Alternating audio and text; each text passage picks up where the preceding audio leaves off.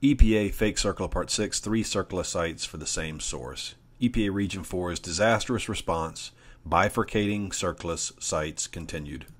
Here is the CTS site history in aerials. Notice from 1951 to 2006. If you look at 1963, see that clearing?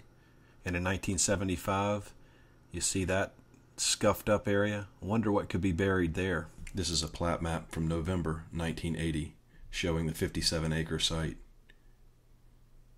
If you look closely, you can see the drainage lines for stormwater runoff. There are only 3, and they are all in front of the plant. The first and only legitimate CERCLA site is CTS of Asheville. It was started in August 1980. And as you know, the preliminary assessment was conducted in 1985 by Mr. Mark Duray of the state of North Carolina. He sent it to Denise Bland, North Carolina CERCLA project manager. Mr. Duray took the word of Norman Lewis, hazardous waste coordinator, that no one in the area used well water and that no one lived closer than 1,500 feet from the plant. He never vetted Mr. Lewis's word. He never checked it out. Mr. Duray did not even bother to have CTS put down the correct street address. He let them use a post office box. And Mr. Lewis, his words were never verified. He did correctly say that the site was 57 acres in 1985. But he also said no one lived within 500 yards of the plant and that they all used city water. Those are both incorrect, factually wrong. Mr. Lewis also said that there were no known health or environmental threats. We'll get to the claims that plant officials made that no waste had been disposed of on site. Now, back to Mr. Lewis's claim that no one lived within 500 yards. The red arrows in 1951 are pointing to driveways. Look at the blue arrow. That's Terry Rice's house now. It was built in 1942 by his grandfather. That was a decade before CTS was built. Because Mr. Duray never left Raleigh to do his assessment, he didn't know that the houses across the street were so close to the CTS property. Remember, 2 years after Mark Duray's desktop screening, CTS Corporation contracted with Law Environmental to do a pre-sale environmental screening. And what did Law Environmental find 2 years later? They found contamination throughout the site. The suspected source of volatile constituent contamination is from spills or leaks in the plating area and paint curing area. That was their conclusion in Law Environmental's summary. And EPA even noted that 1987 Law Environmental work in the 1991 Phase 2 report for the site assessment. EPA noted that trichloroethylene was detected in all soil samples. It was also noted that tetrachloroethylene, xylene, decane, and hexane were detected in the electroplating areas inside the building. In 1985, Mr. Duray believed Norman Lewis that no one lived near the plant and everyone was on city water. Because Duray believed Lewis, he assigned it a low priority. Yet in 1989, EPA will learn that there are actually people living close to the plant and that they identify 397 wells within 3 miles of the plant and another 317 wells if you go another mile out. Because of those wells being identified, now the EPA is giving it a high priority. It was a high priority in 1989. That led to the EPA's Field Investigation Team Screening Site Inspection Phase 2. EPA knew, based on Law Environmental's 1987 screening, that TCE had been found in all of Law Environmental sampling, so EPA set out to document the extent of contaminant migration. It was migrating into what became Southside Village, and it was migrating into the Rice property. EPA even went as far as trespassing onto the Rice property. They trespassed to get that sample. On June 26 at 9:30 in the morning, they took the sample, CA-SDO2. They didn't bother to check the Rices to see what their water source was. They didn't bother to tell them that they were there. They didn't bother to tell them they were sampling, and they definitely didn't bother to tell them the results of the sampling event. The Rices will continue to be exposed to toxic waste for another 9 years. In 1999, the Rices were drinking 7,000 times the maximum limit for the state of North Carolina for TCE. And in this, you see what EPA found. They found DCE at 1,100 parts per billion. They found benzene, ethylbenzene, total xylenes. They found aluminum, barium, chromium, lead. It was all over the place. This was the Rice property. It was migrating on to the Rice property, and they knew it. They were standing on the Rice property in 1990 and did nothing about it. Yeah, they found contaminants to be widespread throughout that 57 acres. It was migrating EPA's own documentation showed that they knew in 1989 there were 397 wells within 3 miles of the plant, and an additional 317 wells if you went just 1 mile further. Yet they didn't bother to test the Robinson well, and they didn't bother to test the Rice Spring well. In 1999, NC Diener found 9 wells to sample within half a mile of the plant, including the Robinson well, 3,000 feet closer than where EPA had been in 1990. EPA began groundwater sampling in 2007. It ended in 2012, and they were sampling over 100 wells within 5,500 feet of the plant. EPA has stopped sampling because of what they did in January 2012. EPA signed over sampling control to CTS Corporation, the very corporation that is responsible for the contamination. EPA has turned over the henhouse to the very foxes that did it to us. Then again, EPA's had a history of giving preferential treatment to CTS Corporation. Just look at the summary from the 1991 NIFRAP decision. Contaminant was in what became Southside Village, and it was in the Rice property. How could they possibly come up with a no further remedial action plan designation for that site when everything pointed to their concern about the surface water, the streams, the soil, the sediment, the groundwater? Everything pointed to a catastrophe. The contaminant was migrating, and they knew it. It was migrating on either side of the property, and they knew it. And in 1995, Matt Robbins released the CTS of Asheville Inc. site from the CERCLA inventory of hazardous sites. The development consequences, obvious. 1997, 44 acres will be sold to a developer known as the Biltmore Group. That 44.89 acres got turned into a $30 million subdivision built on a toxic waste site. Blatant disregard for the environment, blatant disregard for property owners. The health consequences, just as staggering. We've seen 50 people diagnosed with non-Hodgkin lymphoma alone, and scores of other cases of pancreatic and liver cancer, thyroid cancer, brain tumors. We knew it was all wrong, but all the evidence was missing, until the missing administrative notebook files were found. Those missing administrative records, those files showed that EPA was aware going back to 1990 that toxic contaminants were migrating into what became Southside Village and into the Rice property. And those records showed that the choices made by EPA Region 4 harmed the Rices. The choices made still haunt the Rices. And in February 2012, Dot Rice put into writing just what kind of impact EPA's actions had on her life and the lives of her family. I live in Asheville, North Carolina, approximately 400 feet from the CTS plant of Asheville. We retired from the military in 1974 after 22 years of service, including 2 tours in Vietnam. We were excited to be able to build a home and retire in Asheville on my husband's property where his father had lived. My husband began working with the Employment Security Commission, helping veterans find jobs. He served as a veterans rep for another 20 years. During this time, he was commander of VFW Post 891, commandant of the Marine Corps League, chairman of the Buncombe County Veterans Council, a member of the Masonic Lodge, a Shriner, American Legion, American Vets, Purple Heart, and on the board of the Limestone Township Council. We played golf, belonged to a bowling league. I worked in the medical field, and we did volunteer work for the Veterans Administration Hospital. Once again, we were excited about our second retirement, looking forward to traveling and spending more time with our family. My husband retired in November 1998. In April 1999, he was diagnosed with a brain tumor. Our travel now consisted to the hospital and doctors. He has had 6 craniotomies, 3 shunts in his head, vertigo, loss of balance, memory loss, to mention a few of his problems. Now we have been told the tumor is pressing on the optical nerve and could lose his eyesight. I have had 2 thyroid surgeries. Another blow hit us in October 1999. Our granddaughter was diagnosed with a brain tumor. She had come to our house as a baby from the hospital and lived a lot of time in our home.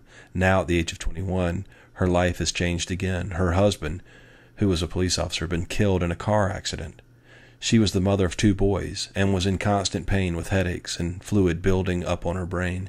She has had multiple surgeries and spinal taps. She is now disabled, barely able to care for herself. The boys have been living with the other grandparents for nearly 10 years. My son Terry's house was built in 1942, way before the CTS plant was built. Our home was built in 1974, and our son Larry Jr.'s was built in 1985. 3 houses near the plant, but EPA and NC Diener went 4,000 feet to do their first groundwater testing. The springs were our main source of water. I ask myself every day, what if? What if, when they trespassed on our property and did testing in the sediment in 1990, they had informed us of their findings of contamination? What if we had not drank the water for another 9 years? What if EPA employee Barbara Caprita had disclosed that she found the outfall pipe delivering the waste into our springs that had been our source of water for years? What if EPA had not turned our property into a Superfund site when we were the victims, not the source? What a difference this could have made in our lives. Now I pray this will make a difference, and the people who are paid to do their job and protect the people will not let this happen to another community. We have suffered the loss of loved ones, incurred many health problems, loss of property value, mental stress, and in general our way of life. My husband survived his military service to his country, but not the contamination flooding into our backyard. Our community has worked long and hard waiting for someone to care, have a heart, and compassion to help us. Thank you in advance for reviewing the presentation that Mr. Tate has provided for you, and for any help that you can give us. Sincerely, Doris Rice. What did EPA do in 1999 when Rigger and others realized Southside Village was being built? What did EPA do when they realized they had a brownfield disaster unfolding? What did EPA do when Encinitas requested help for the groundwater disaster on August 16, 1999? What did they do when they realized they had sampled that site 9 years earlier? Looks like EPA officials were more interested in saving face, protecting jobs, safeguarding the image of the agency, rather than doing what was right. They should have issued a cease and desist order on the construction at Southside Village to safeguard property owners who were buying on a toxic waste site. They should have done more to protect the Rices and the Robinsons and the rest of the community, and the long-term health consequences that have impacted our community ever since EPA stepped foot on the property. What did EPA do? What did they do when no one was looking? EPA officials went and faked an incident. They claimed a hazardous incident occurred on August 21st, 1999, when in actuality it had happened on July 8th, 1999. They faked an incident. And why would they do that? Why would they fake an incident? Well, it appears they faked that alleged incident to create a new, allegedly counterfeit CERCLA site to drop on the Rice property. They did that to generate $200,000 in emergency CERCLA funding to respond to a groundwater contamination disaster emanating from a pre-existing CERCLA site known as CTS of Asheville. And the waste was coming from CTS of Asheville, and they had documented it in 1990. EPA knew it. June 25th and June 26th, they sampled for it and they found it. And that's what they did. EPA bifurcated that site not once but twice. Went from CTS of Asheville to CTS-Asheville, and finally Mills Gap Road groundwater contamination site. EPA ran that alleged fake incident through the U.S. Coast Guard National Response Center, and they put down the street address as 275 Mills Gap Road. That was Terry Rice's address. And that's where the incident was first reported on July 8, 1999. Yet EPA went to Larry Sr. and Dot Rice's property at 273 Mills Gap Road to drop the Mills Gap Road groundwater contamination site. Why would they do that? Was it simply to move it one more property away from Southside Village on the other side of the plant building? Just before the Mills Gap Road groundwater contamination site was created, they had created the CTS-Asheville site. But they needed to move it, didn't they? They needed to get the Mills Gap Road site further away from the actual townhomes that were being constructed on a toxic waste site. So they manufactured a new CERCLA site. They bifurcated it one more time to put it further away. There was the CTS of Asheville site. They created the CTS-Asheville site. And they finished with the Mills Gap Road groundwater contamination site, all three for the same source of contamination. Who does EPA Region 4 blame? A great place to start would be with Miss Jennifer Wendell. Miss Wendell has a long and compromised history on this toxic disaster site. In fact, Miss Wendell's name appears not once, not twice, but 3 times on 3 different CERCLA sites for the same source. Miss Wendell served as the site assessment manager for the CTS of Asheville site. She served in the same capacity for the CTS-Asheville site. And she served in the same capacity for the Mills Gap Road groundwater contamination site. Heck, she even scored the site for the national priority list. After years of failing to get it, all of a sudden, the site got an NPL. We're going to go into that a little later. We believe that is a case of alleged fraud as well, and you'll see why. The community's first interaction with Jennifer Wendell was July 10th, 2008. Miss Wendell came to a community meeting, sat in the back of the room, didn't let anybody know who she was until after the meeting was over. And when she did, she was announcing she was replacing David Dorian. Well, we've heard promises. Yeah. That's a problem. Right. We've heard the promises. We've seen no results. I'm going to replace David as project manager. I am currently working on the acoustic mill site over in Brevard, and that's why I just ran over here tonight. We all would like to know what project manager means. Don Rigger was the first project manager. Miss Wendell was claiming that she was taking over for David Dorian as project manager. There's Dot Rice in the back of the room. Miss Wendell was acting as if she needed to come up to speed on this site when she had worked it from the very beginning. Not only had she worked it from the very beginning, she worked all 3 sites associated with the same source. Of course, Miss Wendell, like all the others at EPA Region 4, had failed to tell Dot Rice that their property had been turned into a CERCLA site. On this night, Miss Wendell was telling us about how we could expect more investigation. Shelley described as developing this week in Litta County. I have gotten resources to do additional well testing in that 1 mile radius, and that is because I want more data to go into my score. Miss Wendell's score. Miss Wendell's scoring used only the groundwater pathway, completely ignoring the devastation occurring in the surface water pathway and the known contaminant in the air and in the soil. She and the rest of EPA knew that Terry Rice's airspace was bad. It was 48 times the cancer screening level in December of 2007 in his crawl space. EPA gave the site an MPL to placate Senator Burr, who had asked that the site be stripped of Region 4. That was in May 2010. Perhaps the most stunning and revealing moment came after that meeting on July 10th in 2008. On the way down the steps, Jennifer Wendell said, "You know, I place a lot of responsibility on the Rices. They should have moved. They should have moved." That kind of disconnect and disassociation is appalling. Blame the victims, the very people who were betrayed by US EPA regulators, and the health consequences that they faced, and the struggles that they lived with and live with on a day-to-day basis, and Miss Wendell is saying they should have moved. I had to explain to Miss Wendell what a contingency sale was.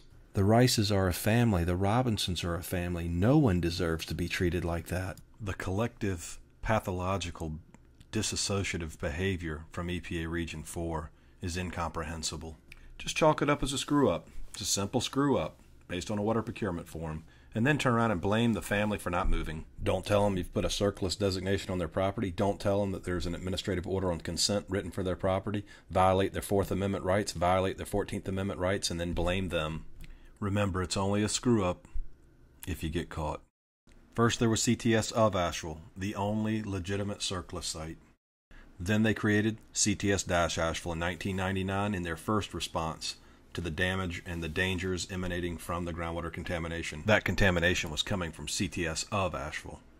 Conveniently enough, in February 2012, Rich Campbell, section chief for the remedial branch of Region 4, said that he had searched for the paperwork on the CTS-Asheville site and couldn't find any. The last 4 numbers of that site are 6985. And what do you think you find when you look at the Mills Gap Road site? You find that the numbers end in 6988. So Mills Gap Road groundwater contamination site was created in short order after the CTS-Asheville site. We allege that the third bifurcation of the CTS of Asheville site, to move it further away from the Southside Village property, the $30 million subdivision, that EPA violated the Rice's 14th Amendment. The 14th Amendment guarantees equal protection under the law and the right to due process, both of which were not afforded to the Rice family. By all accounts, they were trying to hide CTS of Asheville, first with CTS-Asheville, 3 numbers later with Mills Gap Road groundwater contamination site. Now we know, based on NC Diener's website, that EPA had listed the CTS of Asheville site and the CTS-Asheville site with the exact same longitude and latitude coordinates. One was created in 1980, the other was created in 1999. They're both listed as being on Mills Gap Road. They're both listed as having a point of discovery in 1980, yet the CTS-Asheville site was actually created in 1999, and they can't find any paperwork for it.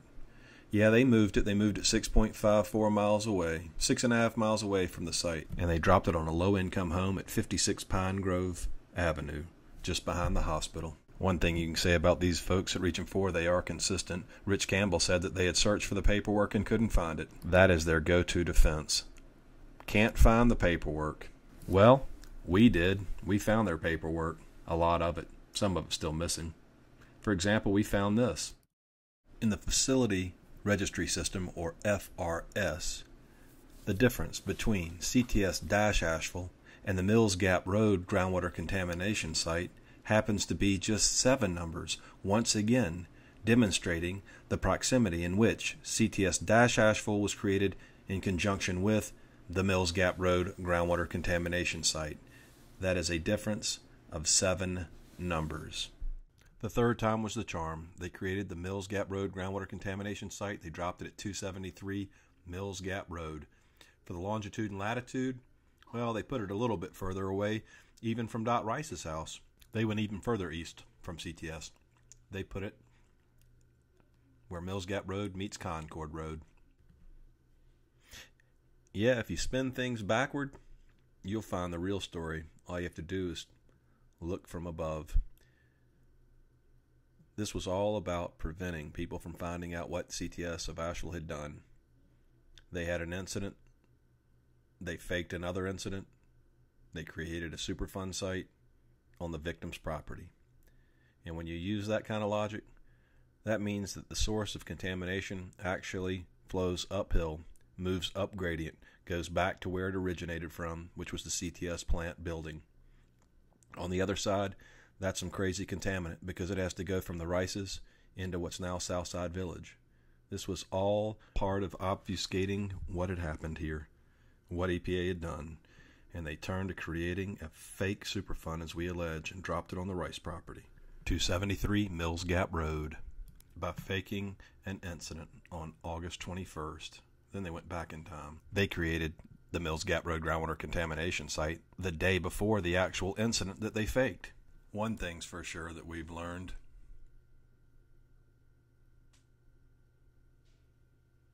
And yes, it is. Please visit EPA Fake CERCLA Part 7, Maintaining the Counterfeit CERCLA Site.